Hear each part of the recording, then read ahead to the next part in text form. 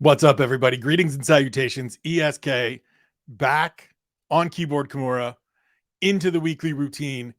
One question for every fight for UFC London, Wednesday, July 19th. This fight card is coming up on Saturday. It is, as always, when the UFC goes to London, an action-packed card, a lineup heavy on British fighters, heavy on fighters from the UK, surrounding nations, but a very entertaining and exciting fight card. We're going to dive right into it. Main event, Tom Aspinall returns against Marcin Tybura. And my question is, how will Aspinall respond to being away for a year?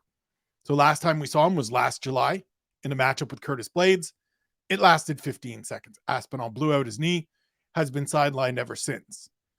As a dynamic athlete, and Tom Aspinall, my opinion, a dynamic athlete, it's always a question for me of how these men or women are going to return.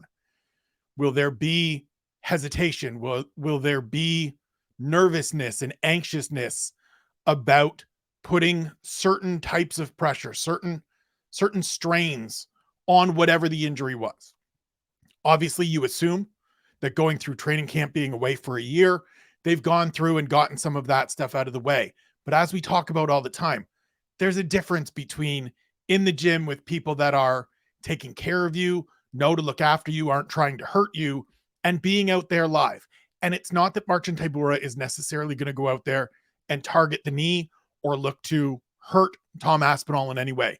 I don't think any of these men or women step into the octagon with the intention of, I want to hurt that person in a long-term gruesome physical way. But it's still one of those things of now we're live. Now this guy isn't going to go light on me. This guy isn't going to go easy on me.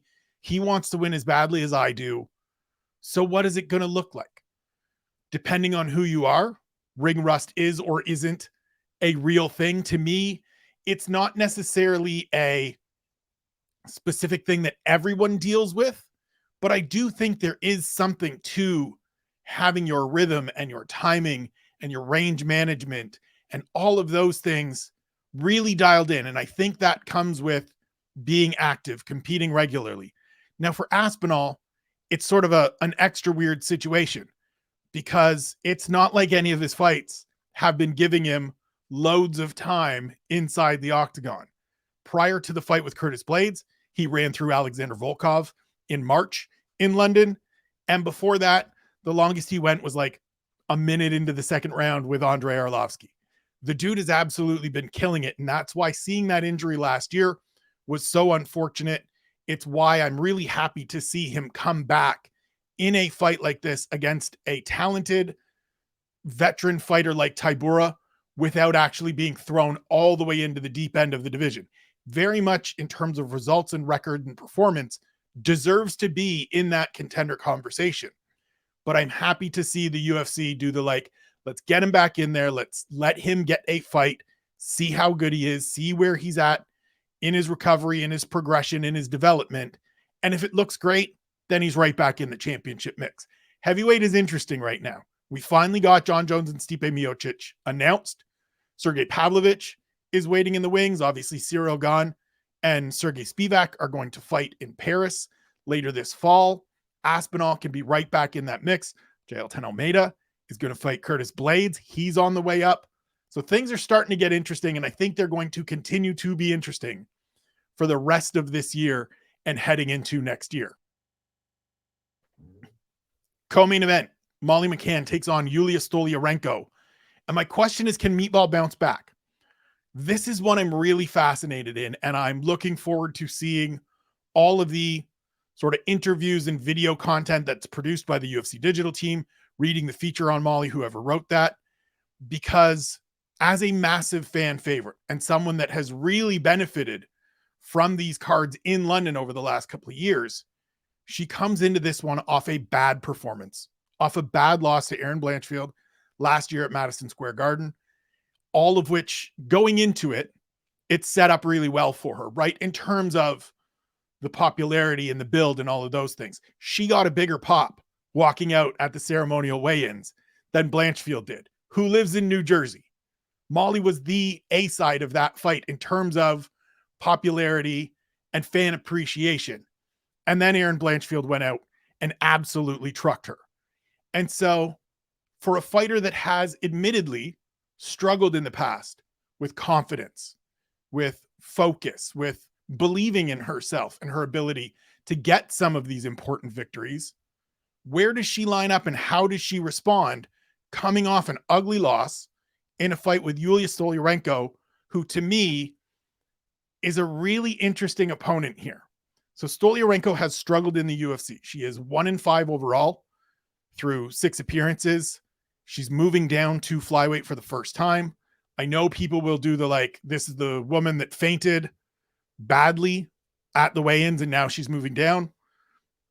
I talked to her ahead of this fight. Everything is on point. Everything is trending in the right direction. She's been off for a number of months working towards this properly. I don't foresee any issues in terms of weight, but I'm really interested to see what Stoliarenko looks like in this division, which feels like, from a physical standpoint, the right weight class for her.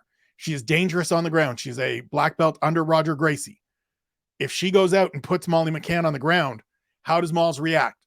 What happens when she gets back into that familiar position from November where things just went sideways and she couldn't get off her back and she ended up tapping out? This is an important fight for Molly McCann. She is a huge, huge fan favorite at home and abroad, quite frankly. Can she get back in the win column, though? Move to featherweight. Nathaniel Wood takes on Andre Fili. And my question is, what's a victory here do for Nathaniel Wood? So far at 45, he's 2-0. Wins over Charles's, Rosa, and Jourdain. And is someone that looks like he fits.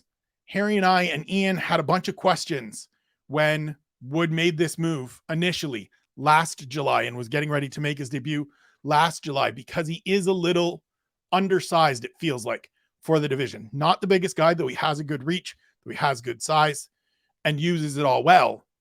But so far, he's ticked all the boxes. He's looked great, quite frankly. Looked very, very good against Charles Rosa. Looked great against Charles Jourdain. It was unfortunate that he didn't get to fight Lerone Murphy back in March. That was a fight that was supposed to happen. Surprised it isn't happening here, even though both are on the card. But this matchup with Fili feels like a real litmus test. Feels like a real measuring stick fight. Fili has been in the top 15 before. He is a perfect ecosystem fighter in the second 15 in this weight class. A guy that has been in there a bunch. The record doesn't show the level of fighter he is and the quality he brings to the cage. The guys that have beat him are largely top contenders and very, very good fighters. So this is a big test for Nathaniel Wood. I do think it's the kind of fight where if Nath goes out and looks outstanding and turns in another really impressive performance, as he did in London last year, as he did in Paris in the fall, it puts him, if not in the top 15, probably facing somebody that is there. He's 30 years old. He's always been tagged as somebody that we expected to see matriculate up the rankings and get into that contender position. We thought it would be at bantamweight. His body just couldn't deal with continually making that cut.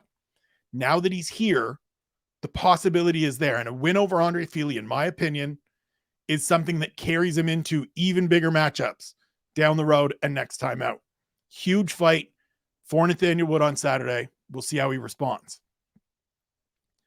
Next up, Paul Craig and Andre Muniz in the middleweight division. Paul Craig dropping down for the first time.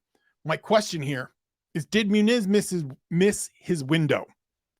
So as recently as 18 months ago, under 2 years ago, I'll say, we were talking about Andre Muniz as a potential middleweight contender. I remember myself, Shawnee, and Ian taped a episode of The Contender that you can find on the Severe MMA Patreon page, severemma.com/pints. Still the best URL in the business. Go sign up. Listen to the boys. We talked about, is this the guy that's going to win another couple fights and get into a matchup with Israel Adesanya and challenge for the title? Right? My opinion then was no, he would run into the Robert Whittaker meat grinder, run into the Robert Whittaker hurdle and not be able to clear it. But he didn't even get there because he lost to Brendan Allen last time out. He had we taped that episode, I believe, ahead of his fight with Uriah Hall. We thought that fight was going to look very different than it did. Uriah Hall did a very good job sort of neutralizing some of the offensive attacks on the ground from the back from Muniz. And it ended up being a tepid win that sort of cooled a lot of his momentum. Then he comes out earlier this year, gets matched up with Brendan Allen, and BA goes out and submits him. Gets a finish over the Brazilian Jiu-Jitsu expert. Looks great, has continued on to have additional success. And it feels a little bit to me like this is now not necessarily make or break in the sense of if he loses, he's gone. Never something I'm going to advocate, talk about, things like that. But make or break in the sense of he's got to win this one if he's going to make a run. Andre Muniz is still only 33 years old, so there's certainly time and room and opportunity will be there at middleweight. But we've seen Dricus du Plessis move forward and move ahead of him. We've seen Brendan Allen, as I said, beat him. Sean Strickland has steadied himself. There's also guys like Nasruddin Imavov that are continuing to work and improve and try to get forward. And so it feels like just a couple, not even 2 years after we were talking about him as a potential contender, he feels a little bit like an afterthought. And this isn't an easy fight. This is another tough matchup against a guy that can hang with him, in theory at least, in his preferred realm on the ground, in Paul Craig, who normally you look at and go, you don't want to go to the ground with him. Well, that's Andre Muniz's best path to victory. And so it's going to be real interesting to see if he can get a victory, get an impressive win, get himself moving in the right direction again, and make a run at this. Because right now it feels like that's not going to happen, and he missed his shot. Move to lightweight. Jai Herbert and Fares Ziam. My question is, how much better has Ziam gotten since September? The young French fighter is someone that I've admittedly wasn't in on early. Didn't think he looked good in his first two fights, losses to Don Madge and I believe Jamie Mullarkey. But since then, or no, he beat Jamie Mullarkey. My apologies. But since then, he's done some things to impress me. Yes, there's the loss to Terrence McKinney. These things happen in MMA. Shout out to Harry Powell. But he's looked generally good. He looked good in Paris in September, defeating Michael Figlak, who was hyped a little bit, making his debut. He's got good length. He's got good size. And he's just one of these young fighters that it would never surprise me if 9 months after his last appearance, we see a big leap. That's where we tend to get them, is when fighters are in this age range of 23 through 27 and they get 9 months to work on things and they have room to grow. Ziam has had that time. He has that room to grow. Are we going to see it? Jai Herbert feels like a perfect opponent for him at this point in time. A veteran guy that's coming off a majority draw last time out in London in March against Ludovic Klein in a fight where he was docked a point in the third round that cost him a victory. Would have been back-to-back wins, would have been 3 out of his last 4. Instead, it's a draw, and now he comes back looking to try to get back in the win column officially, and is a veteran dude, right? Just a guy that has been in there, seasoned, experienced, knows how to fight, can crack a little bit, but is also hittable, is also capable of getting knocked out, capable of getting beaten himself. And so let's see what the young French fighter has done. As he said, this is the space where a guy like Ziam, if he's going to take big steps forward, we're going to see it here. These are the things we're going to see. This is where we're going to see it. Herbert is a great matchup to test some of that out and to measure some of that out against. Really looking forward to this one. Back to featherweight, Lerone Murphy, who I mentioned earlier, taking on Joshua Culibao. And my question is, what does Murphy have to do in order to get some pub?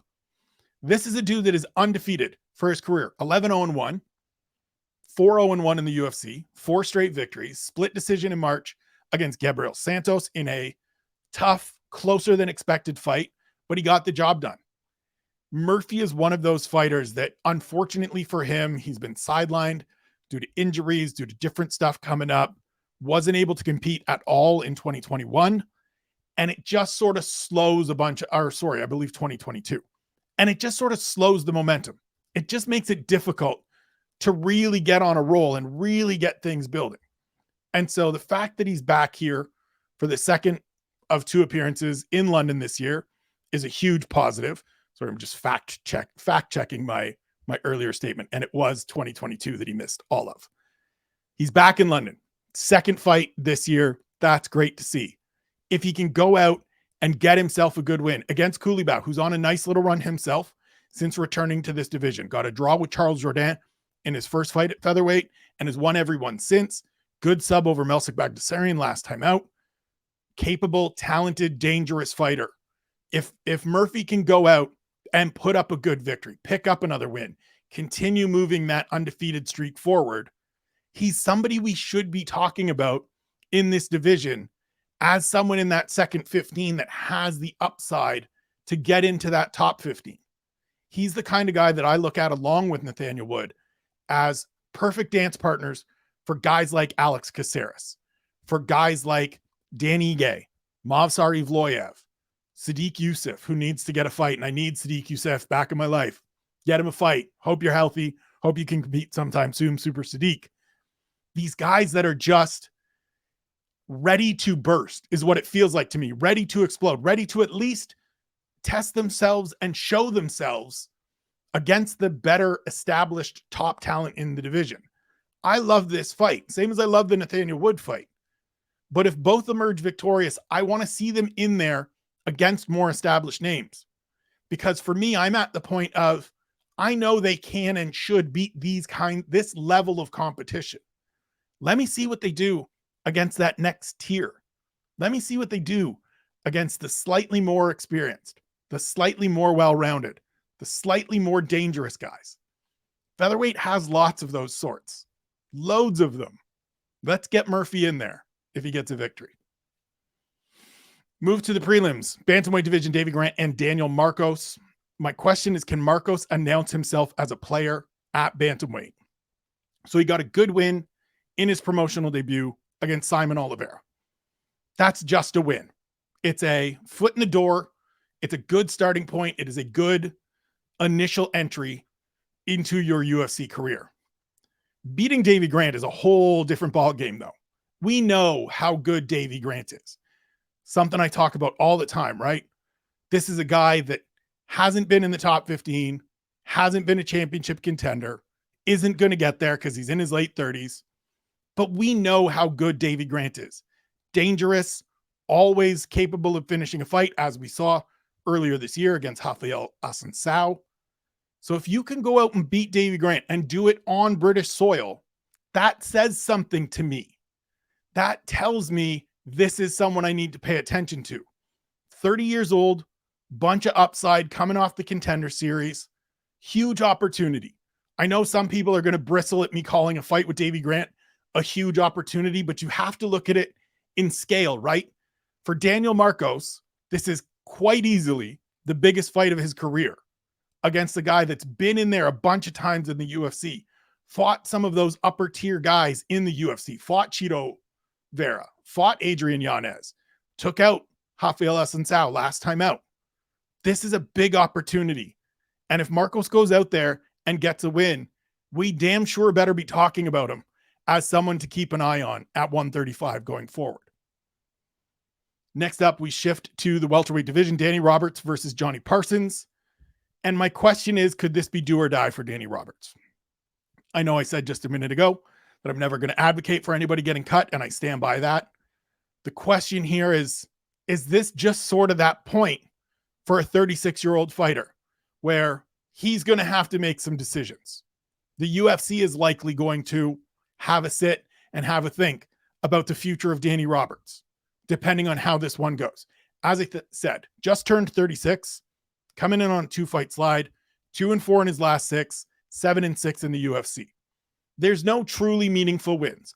And I say that with all due respect to the guys that he's beaten. None of them have aged particularly well, right? This is a thing I continue to think about and I continue to look at when making my assessments of fighters, is how have those victories or how have those losses developed and grown over time? In the moment, we think one thing of them, but a year, 2 years, 3 years down the road, it may look different depending on who those opponents were. Unfortunately for Roberts, there's none of them that suddenly are like, oh, he beat that guy. It's just a bunch of he got victories. The losses aren't necessarily huge ones either. They're not like close fights against really established opponents. He got smacked up by Jack Della Maddalena last time out, dropped a decision to Francisco Trinaldo before that. And so he comes into this one in a weird spot and a tough spot. Historically speaking, these are the kinds of fights that he wins. Johnny Parsons is making his UFC debut. He hasn't competed in a couple of years since earning a contract on the Contender Series. He's 8-3 overall. He's 31. He's a brawler, more or less, coming out of Syndicate MMA in Las Vegas. This is the kind of fight that traditionally Danny Roberts wins. But Parsons is a banger, can crack, can catch him. And so I'm really curious to see if this is sort of one of those things where if he gets a victory, is he ready to just go out on the high at home and say, thanks, it's been great, I'm moving on to next things? If he falls short, does the UFC say, you know what? Even though we're coming to London twice a year, it's 3 straight losses, he's 36, it's time to go in a different direction. And then what does that do for Danny Roberts? There's a lot at stake for him, I would say, in this fight. And I'm really curious, going to be paying close attention on Saturday to see how that plays out. Lightweight matchup between Marc Diakiese and Yoel Alvarez. My question is, who is Yoel Alvarez? Now, I don't mean that in the who the hell is this guy? Because I know, you should know, I think we all know who this man is. 30 years old, 19-3 overall, 4-2 in the UFC. Wins over Joseph Duffy, Andrei Yakovlev, Thiago Moises. Losses to Damir Ismagulov and Arman Tsarukyan. That's a good slate. We know what that all means. We should know what all of that means. Joe Duffy, good fighter. Thiago Moises, just outside the top 15. Lose to Ismagulov and Tsarukyan. I got no problems with that. Those are great fighters. Those are very, very good fighters. The reason I ask who is Yoel Alvarez is because I want to know, is this a top 15 threat? Is he a guy that's going to live in the second 15 because he's going to struggle to make weight sometimes and he's not going to get over that hump? Can he make 55 consistently without issue? He had back-to-back fights, I believe, in there where he failed to make weight, though he did make it last time out against Tsarukyan. So this is let's just see where he fits. Tell me a little bit more. Show me a little bit more of who you are and where you belong in this division, Yoel Alvarez. Because he's a really interesting fighter to me. Big and tall and long for this division. Dangerous. Beat the hell out of some guys at times. Finished Joe Duffy. Finished Yakovlev. Good fight with Moises. Like, this is a fight where Diakiese is a good bar. Is a good matchup. Going to give us a little understanding. Not a guy you go out and style on if you're just a guy. Right? Stealing a fantasy sports term. Just a guy. Jag. If you're a jag, this isn't a guy you go out and style on. If you're somebody that's in that top 15 range, then there's the possibility. Diakiese's coming off a frustrating, to me, to watch loss to Michael Johnson last time out after a couple good wrestling heavy victories. Yoel Alvarez isn't somebody you necessarily want to tangle with on the ground, though he's dangerous on the feet as well. So this is a good matchup. This is a good chance for the Spaniard to come out, reset after that loss to Tsarukyan, which is a loss, certainly continues to age well to tie back to Danny Roberts, and go out and just show us, okay, I'm back, I'm here, I'm ready to move forward, get me in here with a top 15 guy next, because I'm ready to be there. Heavyweights, Mick Parkin and Jamal Pogues. And my question is simply, who is more ready right now? So both guys are 27. It's Parkin's debut, sophomore appearance for Jamal Pogues. Both won on the Contender Series last year. Pogues at the start of August. Parkin 2 weeks later with a first-round stoppage win over current LFA heavyweight champ Eduardo Neves. Both train with quality people, but they're both still a little green. They're both still a little inexperienced. Pogues has 13 fights. Parkin has 6 as a pro and is somebody that has struggled to get opponents. I talked to him today. We talked about that he's one of these guys, right? That good amateur career, trains with very good people in Phil DeFries and Tom Aspinall, and it makes people kind of shy away. So you end up fighting weekend warriors and professional opponents, and it leads to going into that fight with Neves last summer, a lot of us wondering, like, who is this dude? Like, he's just beating up bums. He's beating up cans, and to his credit, beat them up handily, did what you're supposed to do, goes out there, stomps on all of them. It's the right thing to do, but it's hard to rate somebody from that.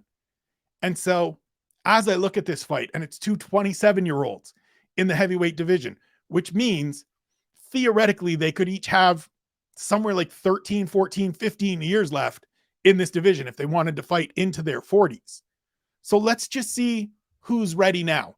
Let's just see who's more poised to build a little bit here. We're constantly looking for new names, for new talent, for fresh fighters to move forward in the heavyweight division. Here are two guys south of 30 that show a little bit of upside, right? Jamal Pogues was a big prospect prior to moving up to heavyweight. Still a good prospect now that he's here. Parkin's a bit more of an unknown, a bit more of a question mark, but you don't train with Tom Aspinall and Phil DeFries and not get good, I don't think, but we'll find out on Saturday. Really curious to see how this one plays out. I love heavyweight prospect fights, even if they're guys that aren't going to pan out to be championship contenders. Let's just see. Let's find out. You never know. They've got more than a decade before their careers are going to end, most likely. Move to middleweight. Makhmud Muradov versus Bryan Barberena. And my question centers around that move that made me say that with surprise. What will Bam Bam look like at middleweight? Obviously, Bam is somebody that I've talked to throughout my career, talked to him again prior to this one. That piece is up now on the UFC website. I just tweeted it out before jumping in here. When we talked about it, he said all the things that I expected, right? Getting a little older, so the cut is harder. Injuries, health, age, all of those things contribute to, you know what, let's just go up. Instead of not crushing my body, but struggling with and having to be really clear and clean about diet and exercise and getting my body right to fight at welterweight, let's just go up and see what middleweight looks like. I get it, but I'm very curious to see it because 70 to 85 is a big jump, and it feels at times like it's different to me when you're going from, say, featherweight to lightweight, right? 10 pounds, usually not that huge of a difference in terms of body size and physicality and strength and stuff like that. 70 to 80 or 70 to 85, excuse me, you can often get guys at 85 that probably should compete at 205. And then you're looking at an even wider gap. I think stylistically, in terms of his toughness, his grit, his griminess, there are opportunities for Bam Bam at middleweight. He's a guy that can go out, especially in fights like this, right? Mid-pack matchups like this against a guy like Muradov. He can go out and just be sandpaper, just be gritty. Get in there, work from the clinch, land some elbows, grind on dudes, and see what happens. But it could also be a case where now he's just kind of a tweener. He's just kind of stuck in no man's land as a 36-year-old that wants to continue competing, doesn't want to beat the hell out of his body, making it to 170. And so he goes up, but these guys are just bigger. On the tail of the tape, in terms of the measurables, Muradov isn't that much bigger than Bryan Barberena. So it is a good matchup. It is a good initial test. Good measuring stick opportunity. Want to see how my guy looks at 85. This fight will tell us a little bit more about what the future may hold for Bam Bam going forward in the middleweight division. We shift to bantamweight, Ketlen Vieira and Pannie Kianzad. My question is, which bantamweight moves forward in the rankings? So Vieira enters at number 4, Kianzad at number 7. The division is absolutely wide open at the moment. Mayra Bueno Silva picked up a tremendous victory on Saturday, second round submission win over Holly Holm. She called out Juliana Pena, or responded to Juliana Pena by saying, look, I'll smash you. We've got Raquel Pennington in the mix, who is tethered to both of these fighters, having fought them very recently. Vieira coming off a loss to Rocky. Kianzad having rebounded from her loss to Rocky with a win over Lena Landsberg last time out. This is one that, like, it's way under the radar. It's not being discussed. I know rankings are kind of misleading at times, and this is one of those fights where people will probably argue, yeah, they're ranked, but I mean, if you got to throw a but in there, you're missing something. You're changing up the actual conversation. This is 2 top 10 fighters. Regardless of how shallow the division is, regardless of the quality of the division or your opinion of the quality of the division, the winner of this one is in the championship mix at bantamweight, especially if they have a dominant performance. Now, I don't think that the winner is going on to get a championship opportunity next, because there have been some losses recently to Raquel Pennington, who hasn't gotten her shot yet and should be in that conversation along with Pena, along with Bueno Silva. But the winner's not far off. The winner of this one gets whoever is left out of that championship fight. That would be, if I'm in charge of the book, if I'm deciding matchups, feel free to take this one and run with it, Sean Shelby McMaynard.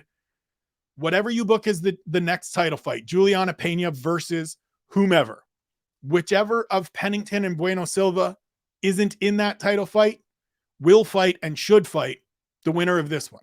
That's where we're at. And I understand it's not a sexy matchup.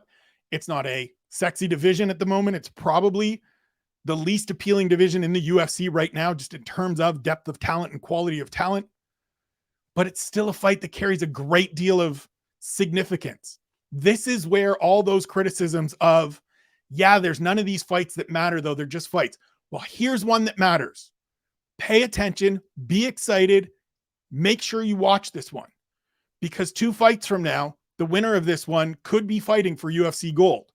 And if they are, I don't want to hear, well, how did they get here? How is this person fighting for it? This is how this stuff happens. Going to move on so that I don't continue to be all fired up and riled up. We move to lightweight, Chris Duncan versus Yanel Ashmouz. And my question is, what can Ashmouz do for an encore?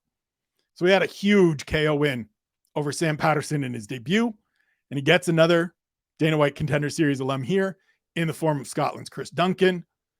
Duncan is the kind of guy you can pull into a brawl. Both of his Contender Series appearances, both his loss to Slava Borshev and his win over Charlie Campbell, I believe, were brawls. They were fights where both guys were just going, to quote Ian O'Neill, hell for leather.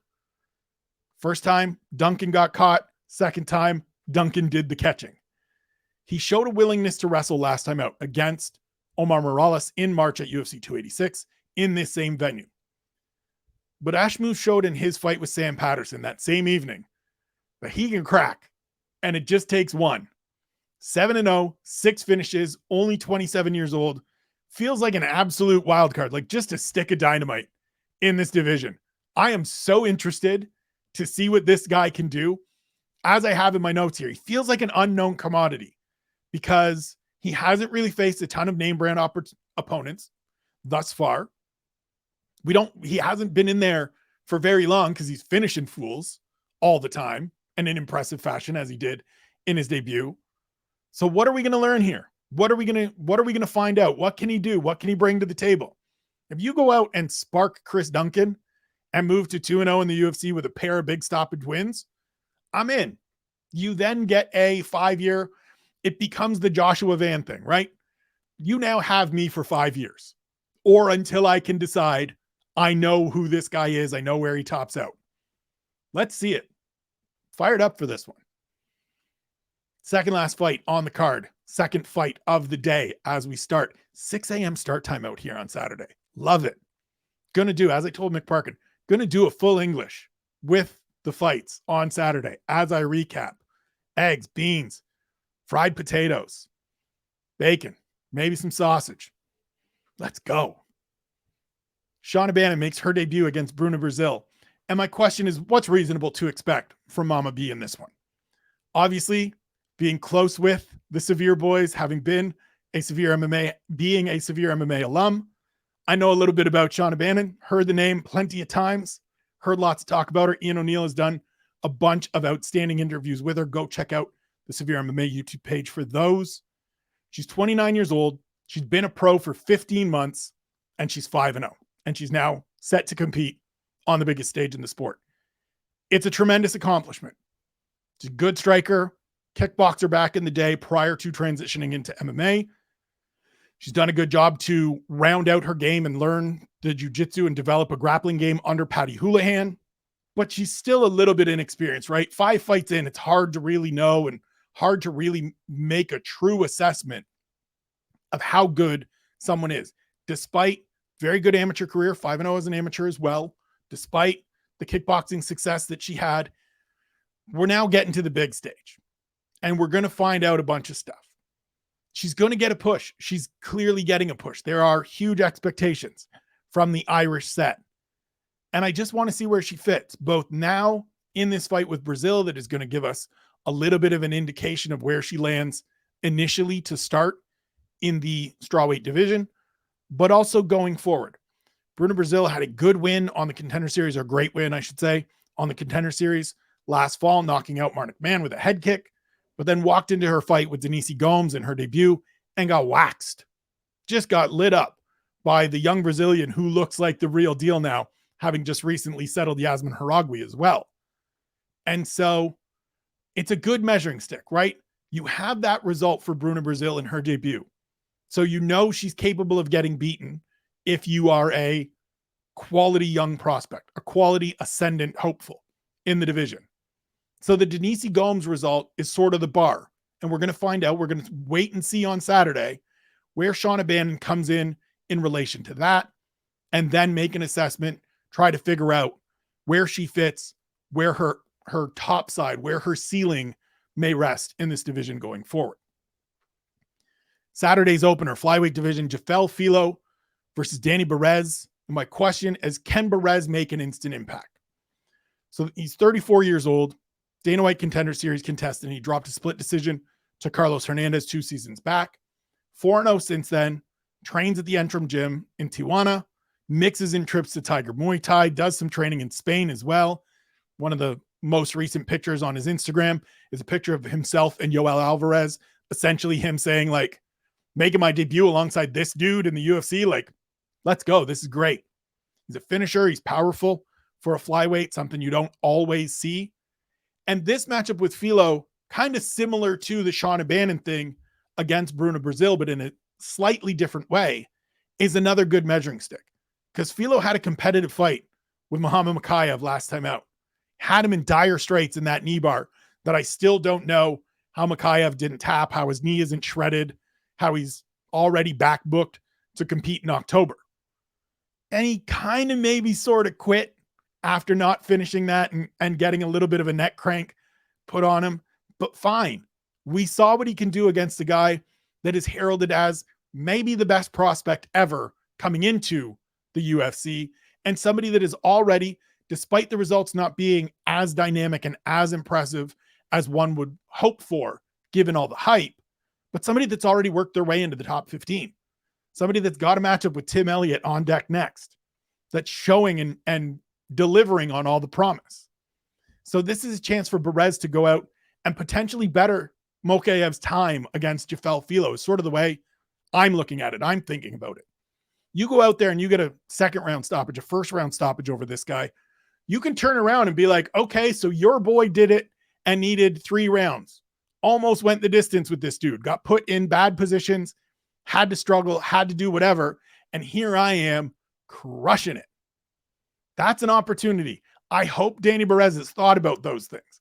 I hope his management team has put those thoughts in his ear going into Saturday, because you can get a win here and try to push for something bigger. There's not a ton of depth at flyweight. And at 34, there's no time for sitting around and being like, I'll take whoever the UFC gives me. You go out and make a statement on Saturday, call out somebody in the top 15. Call out one of these established names that gets you rolling and gets you potentially moving forward even faster. Really looking forward to this one. Liked Perez's appearance on the Contender Series. Been impressed with him since. I think it's a great matchup, a great opportunity, great way to start a Saturday morning of fights. Love Saturday morning fight cards. These are the best. Love being back here today after the week off. It was good to recharge, but it's good to be home. It's good to be back. As always, check out Keyboard Kimura. Sign up. You can subscribe for free for $5 a month, for $50 for the year. I put up the podcast on Monday behind the paywall. Going to start doing that more and more. Got to reward the folks that are contributing. Not that I don't love all of you free subscribers, but I want to make sure that the folks that are putting a little bit of money in my pocket, that are contributing to the further development and improvement of my situation and my website, get a little something extra every week from me for their patronage. So please, if you want to, it's $5 a month. You save $10 if you sign up for the year. It's $50 for the year. and then you get everything straight to your inbox the minute I hit publish. Put out something this morning, put out a podcast this morning with my guy Antoine Jackson from Walk MMA, making the Walk MMA, I should say, Walk_MMA on Twitter. Shouts to Antoine. So that's out there. This will be out there. Already recorded next week's A Conversation With. Really excited about that. Back tomorrow with 10 things. Double dip on Friday as always. Check out the folks at One Bone, at onebonebrand.com and at One Bone Brand on Twitter and Instagram. New drops came out last week. New everywhere pants. New anniversary Michael anniversary t-shirt. It's you know how it is. The gear's phenomenal. Just go check them out. Tell them I sent you. ESK20 at checkout for 20% off. Follow me on Twitter and Instagram. Thank you for tuning in. Thank you for listening. Thank you for watching. If you're on the YouTube, happy to be back. Pumped to be back. Going to deal with this raspy voice. Going to get out of here, and I'll talk to you tomorrow.